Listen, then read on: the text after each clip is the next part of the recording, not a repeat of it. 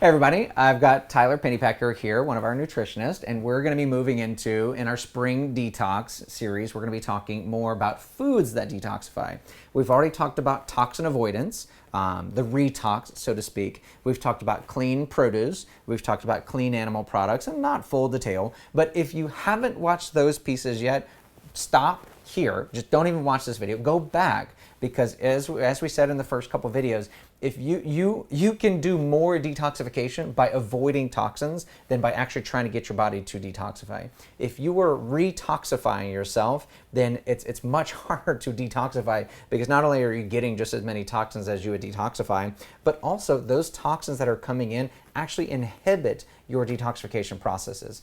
So we are going to talk about foods that detoxify, and we encourage you to eat these foods, even if you are still not perfect in the animal world or the produce world. But just know that stopping retox is infinitely more important than focusing on detox. Okay, so Tyler, kick us off with foods that detoxify. I see you've got a picture of some beets over there. I love beets. I think beets are one of the #1 foods to support detoxification. My wife hates beets. They're delicious. I gave it to her on her first date, second to something. Okay. Did not go well. Yeah, well, she made it through.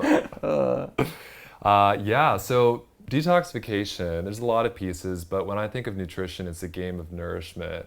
I think that there's an overemphasis on juice cleanses, excess fasting, and liver detoxes, and I don't think people realize that that actually inhibits your ability to detoxify the more you take away. We need nutrients to power those pathways. Let me even simplify that further, because you said it exactly, but I want to say it again, is that in these master cleanses and juice cleanses and stuff, those are calorie restrictions. Your body is an excellent budget counter. It knows exactly how many calories it got in a day, and it knows exactly how much it burned in a day.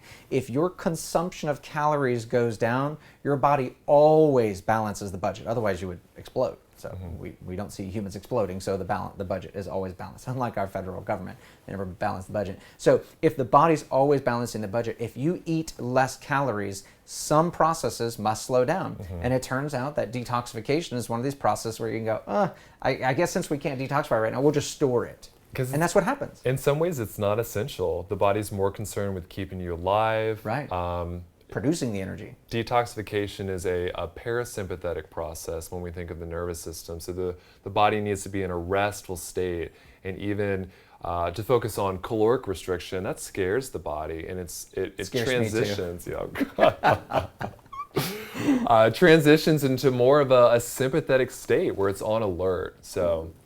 Now, there's ways to use fasting in stimulating detoxification, and that's for another video. Right. But calorie restriction, I always like to separate calorie restriction. That's a tough word for me right now. Calorie restriction is a different being than fasting. Yes. Both are restrictive states, but to the human body, as far as balancing the budget, fasting for whatever hormonal reason is actually a stimulus to the body to regenerate and regrow and all kinds of things, whereas calorie restriction is a shutdown depressant, slow the body down. So when we say calorie restriction, don't hear fasting. That's a separate aspect. So. Right, very good. So let's talk a little bit about how detoxification happens. So there's typically one organ that gets the spotlight when we think of detox, and that is the liver. The liver, but it's not just the liver. Right. I like to think of the liver more as a conductor of an orchestra. It's helping to facilitate all the parts, the blood, the kidneys, the gut, etc., to do this process. Yeah. But for the sake of this video, I want to talk about the liver. Absolutely. And there are 3 phases to liver detoxification. And you're going to confuse people. Dr. Oob can probably explain this much better than I can. But phase 1 is all about breaking down a toxin, altering it, which actually makes it more dangerous. Correct. And we need nutrients to create a set of enzymes which alters this toxin. But this phase, a toxin becomes more dangerous. I love metaphors, and so one of the metaphors I use, I don't think it's that great, I need a better one, but I always think of, if you're going to hit if you have a baseball bat and a baseball and you want to hit that baseball, like hitting it in your hand is not very useful. You have to activate it in order to hit it. And that's kind of what the liver does. It throws it in the air, and a ball in the air is much more dangerous than a ball in your hand, right? If you have children, you fully understand that. And so throwing that ball in the air is what the liver makes a more toxic toxin in order to make a less toxic toxin. Yes. But if you get trapped in between phase 1 and phase 2 is where people can actually be more toxic by speeding up those processes. That is such a great getting point. off topic. And I'll have to give you my metaphor afterward that Oh, kind of relates to please that. Okay. So phase 2, like Dr. Oob said, we're throwing that ball in the air. We're making it more safe to hit. Phase 2 is about conjugation. So we're adding a substance to the toxin to protect it, essentially, so it can be removed. Yes, and that part's very, he said it, but that part is very nutrient dependent. I like to call them kamikazes. There's nutrients that are kamikaze that are literally taken from food, taken from your body's resources, and stuck on the toxin to literally get it out of your body. So just like we talked about with calorie restriction, if you're restricting calories, you're restricting nutrients. So of course, not only does the liver not have the energy to actually do this process because you're calorie restricted, but two, it doesn't even have the nutrients needed to do it. So yeah, not a big fan of calorie restriction detox. Yeah. So once that toxin has been made safer, it's ready for excretion. That's what we call phase 3. So that is urinating, stooling, sweating, and even breathing. It's a form Most practices, if you've ever heard of phase 1 and phase 2 detoxification, you're already ahead of the fray, but most people never talk about phase 3, and that is getting the toxin out. Everybody's pooping, everybody's urinating, everybody is, if you're in Texas, sweating. But when you're in a detox protocol, if you're trying to advance your detoxification phases, the first place to focus is on the elimination, because you can process toxins all day long. Your liver's really good at it. You can eat the best nutrients in the world, but if there's no escape, that toxin literally sits inside of you in its detoxified state, but it can change back. All biochemical reactions that go forward can go backwards. And so if it hangs out in your body too long, it just goes back to storage. It has to go back to the processing. We see a lot of people stuck in that trap of they're not having daily bowel movements. You got to take the trash out. If you leave it in there too long, it starts to stink, right? If you don't believe me, just leave your kitchen trash can out for a couple weeks. You'll want to take the trash out. So in your body, it's a daily bowel movement. Number 2 is you got to make sure you're drinking enough water, not too much, because that's an easy detox, peeing. As Tyler mentioned, breathing, that's kind of natural, that's going to happen, but exercise can stimulate that. Then number 4 is one that's often overlooked, is sweating. And I always try to separate sweating from exercise, from sweating in general, because when you're sweating with exercise, you're actually you're creating energy. And as you're exercising, you're actually creating biochemical toxins. These are natural human toxins, not like Roundup. You're not creating Roundup and pesticides inside you, but you are creating biochemical toxins. So that sweating might not be as effective as if you're just sitting in a sauna sweating, and you don't need a sauna in Texas. You just got to step outside and sit there for a while, right? Yeah. Or wear a 3-piece suit. That also helps with the sweating all day long, constant treatment. Yes. So we have to support phase 3, right? We have to be stooling, we have to be sweating, we have to be urinating. But we also want to support phase 2, which is really what I want to focus in on today. But first I want to hear what you think of my metaphor. Okay, tell me. Okay, I love so good metaphors. I see phase 1 detox as all these chickens sitting and laying eggs, right? Those are the toxins. They're all different colors and sizes. Okay, and I they're like it being already. organized into conveyor belts, right? They're moving down the conveyor belts where we have phase 2 workers. Think of these guys in UPS packaging your toxin in boxes and bubble wraps to make sure it's protected for transport. Okay, I like that. Okay, and then 3 obviously is getting it off to the right place. Here's the thing. When phase 2 workers get overwhelmed, they're not able to package with the nutrients to protect the toxin, okay? Those This is eggs good. I start like this. spilling off the conveyor belt, right? And recirculating, causing a huge mess in the factory. I like that. Okay. And eggs that sit out, I mean, they smell rank when they're Right. busted and out. So Yes. that's a great metaphor. I like that one better. All right, chickens in a factory. So we have to support phase 3, the transport, and we really want to focus on supporting phase 2, you know, more than anything. Yes, because it's the nutrient dependent one. Phase 1 is kind of always working, not as nutrient dependent. There are certain things that speed it up and could be a problem, like caffeine can speed it up too much, and if phase 2 isn't ready for it, that's a problem. But in general, phase 1's hard to touch. I think grapefruits are one of the only other things that slow it down. That's kind of weird, so don't overconsume grapefruits. So how do we support detoxification with nutrition? You always find with me that I'm back to the basics. right? This world now is all into the fads and all, but we just need to go back to traditional nutrition. Yeah. So I want to look at the 3 macronutrients and explain how that supports detox. So you need protein, you need Absolutely. amino acids, partly because those amino acids are what are rendering some of those toxins safer. Not to get Literally, too in depth. when he mentioned conjugation, that's literally plucking an amino acid from a peptide. Amino acids are the building blocks to the protein. It's plucking that amino acid and shoving it on a toxin. It's literally what it is. Exactly. And not to get too in depth, but there's 2 that I really like, which are taurine and glycine, which actually go to create bile acids, which I'm going to explain when we talk about fats. But bile is considered the river of toxins, which the liver releases to help us digest fat, but also to carry those toxins out into the stool Sounds and gross. for removal. I like it. Yeah. Yeah. So River of toxins. amino acids. Another great thing about amino acids is I believe it's glycine, cysteine, and there's one other that go to make Cysteine. was cysteine. Cysteine and Okay. glutamate. Okay. Which go to make, Glutathione, which is the master detoxifier magnet. yes. So if you don't have protein, if you don't have amino acids, you cannot detoxify properly. Now, he's mentioning those individual micronutrients or amino acids. I'm not a big fan. I don't think either one of us are a big fan of only going by a taurine, going by a glycine. Right. He's making the point that those proteins are found in real Exactly. food. So eat them in the real food. And sure, if you want to supplement, that's totally okay. But we've as humans, we've never eaten single amino acids. There's no chicken you can eat that is just glycine or like turkey and tryptophan is a common one. But turkey is much more than tryptophan. That's just a Thanksgiving myth. Right, right. So what are some good food sources of protein? I personally recommend, animal protein and diversifying your protein sources as much as possible. So that may If you're include. about to say sardines. Well, you said it, not me.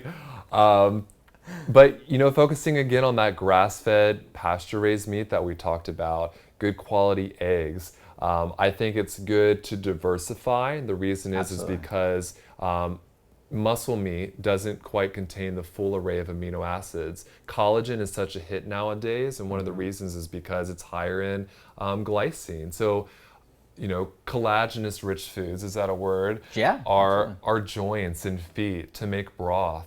Organ meats are a great source of some of those amino acids which support detoxification. If you're seeing my slide here, I have a beautiful picture of liver.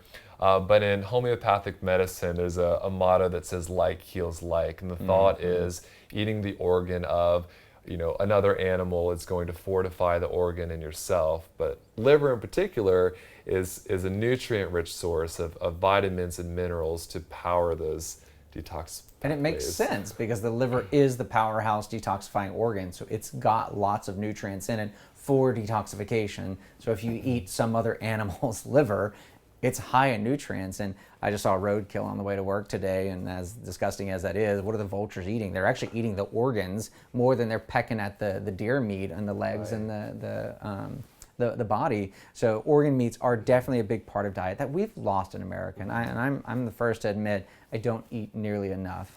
But in the organ meat world, especially the liver world, you want to make sure that although the liver is the master detoxifier, the more toxic the animal, where do you think the toxins are to concentrate? We talked about it in the fat, but also it's going to concentrate in the liver if the liver can't process it. So if you're going to eat organ meats, that's definitely one of those ones where you want to concentrate on buying the grass version, help me out, the grass-fed, thank you. The grass-fed version. This is not the animal you want to take from the feedlot that's been fed antibiotics and all kinds of crap, because literally you'll just assume they're crap.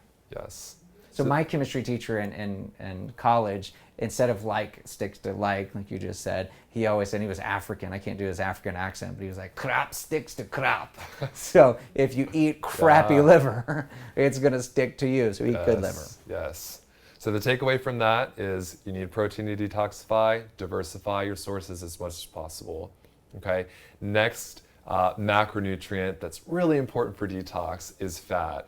This is where we really can start debunking the whole juice cleanses for detox. Okay, you need fat to detox, and the reason is bile. Okay, Bile is this greenish, kind of thickish liquid that the liver makes. River of toxins. Exactly. Got it. Gallbladder stores, it helps us to digest fat, but it provides safe passage for the toxins to go to the intestines, to the For stool. those UPS packagers to put it in the bile. Got it. Exactly. So I think your chicken eggs in the bile, in the package, exiting the body.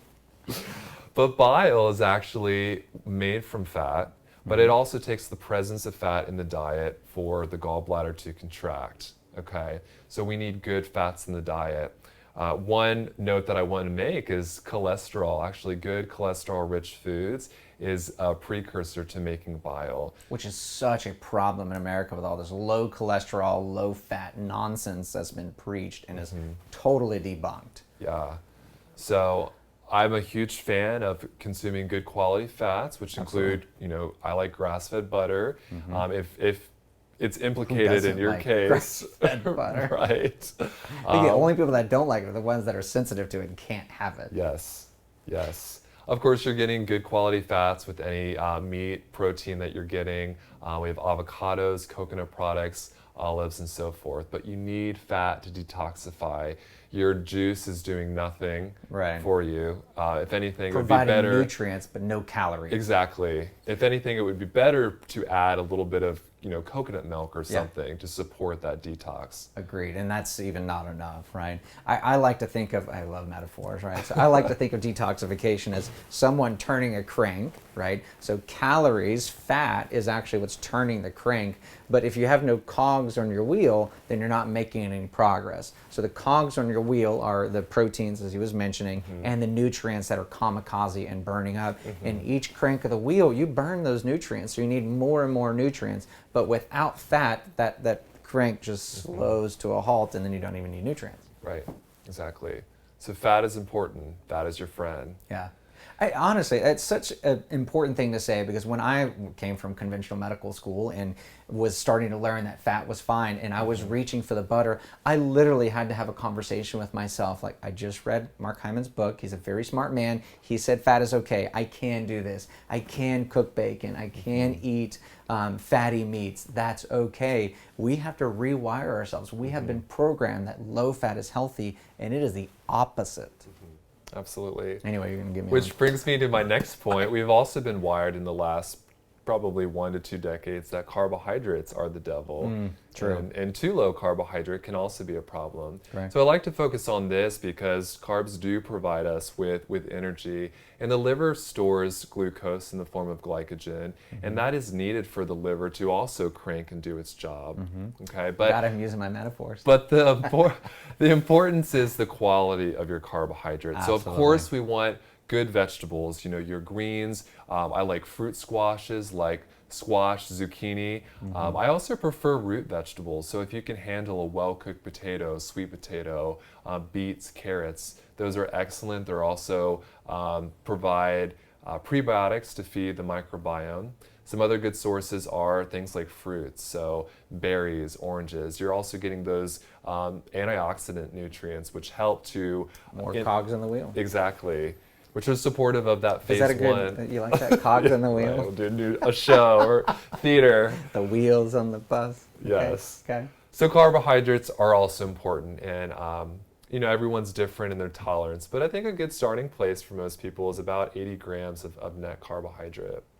So that's the take-home message on the carbs front, is that most Americans are overeating carbs, and that's the problem with insulin resistance and diabetes and all that stuff. So it's so easy to demonize it, but you cannot throw the baby out with the bathwater. Carbs are not all evil. Not everyone needs to be on keto, and so even we can be guilty of it, of fussing about carbs so much. And it's not because we want it to be completely eliminated, it's because it needs to be in balance. And I normally tell people, if you're not watching your carbs, if you're not cutting your carbs, you're eating too many. And that's not because you must be keto, you must be low carb. It's because America is saturated with carbs. So if you're not actually watching how much you're eating, you're going to by far blow that 80 grams of carbs out of the water with even just one Chobani yogurt, right? I don't actually know how many carbs are in that, but it's bad, right? It's just full of sugar. It's low fat and just full of sugar. And they taste great, yes, but they're bad. So back to the basics. We need protein, we need fats, we need carbs to detoxify, right? I want to give an honorable mention for bitters. So bitter herbs are things like dandelion greens, dandelion teas. I also Gross. yes, They're bitter. They're bitter is an understatement. and the reason they're helpful is because the tongue tastes the bitterness, and it actually triggers a response in the gallbladder to squeeze again the bile to release and to help release. And directly stimulates the liver to produce more bile, right? Yes, yes. So bitter herbs are great. No, they're terrible, but they're good for you. Yes, yes. We saw the picture on the front of the presentation was beets, and I love beets. Beets is incredibly helpful for actually thinning the bile. We want that bile thin and viscous and flowing. When it becomes thick and in stasis, is that the right way to say it? That's when we have trouble. So beets are great. Lemons, well-cooked apples are all therapeutic foods when thinking about supporting bile flow. Beets actually have another magical property that them by themselves create a fiber that binds toxins. It's scientifically proven that it binds mold toxins, and just by themselves, without its powerful detoxification, gets toxins out of the body. A simple focus in the detox world is generally the darker the plant, the darker the vegetable, the darker the whatever, the more antioxidants, the more nutrients in it. So black rice has a lot more nutrients in it than white rice, right? A yellow sweet potato has a lot more nutrients than a white potato, and a purple sweet potato, if you've never seen one of those, has even more nutrients than the yellow sweet potato. So seek out that darkness, because that darkness is really what stimulates. I mean, usually they're a little more bitter when they're darker, but that's also what's stimulating your bile and stimulating your nutrients. I'm starting to salivate talking about food. I mean, it is lunchtime. It's lunchtime. Anything else you have for everyone? I don't. So on that note, back to the basics. Before you are swayed into doing a juice cleanse, right? Let's reconsider, how does detox actually work? Completely agree. Love it. All right. Thank you, Tyler. Appreciate it. And hope everyone enjoyed that. That's the end of his spring detox series. I'll do my own series on the medical aspects and maybe some more supplements. But I really don't want the focus to be on supplements. There's so much more power in food than supplements. Supplements are supposed to supplement our diet, not replace our diet. So if the diet's not there, supplements are, I don't want to say rendered useless, but less effective. So we'll see you next time. Hope you enjoyed it. Take care. Bye.